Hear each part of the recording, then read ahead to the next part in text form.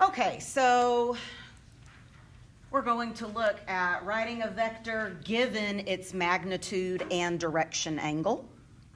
So they give me vector t with a magnitude 29 and an angle of 232. So that angle 232 is going to be in the third quadrant, right? So here's my 232. And it says the magnitude is 29. And so they want vector t in AI plus bj form and nearest hundredth. So we're going to just look at the x and y, which would be our a and b, right? So our horizontal component is going to be 29 cosine 232 I, right? That's going to be our horizontal, plus our vertical will be 29 sine 232 J. And then we're just putting that in the calculator.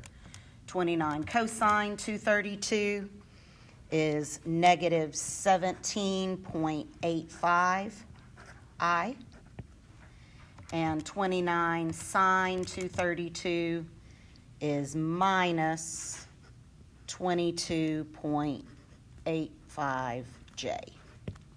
So we're just using that. We're doing the magnitude of the vector times either the sine or the cosine of theta. And again, notice they're giving us that full angle, right? They're not giving us theta hat, they're giving us the full theta. Same thing here. We have an angle of 141, so that's going to be in the second quadrant. So here's our 141. And we have a magnitude of 67. So if we want this again in AI plus BJ form, it's going to be 67 cosine 141I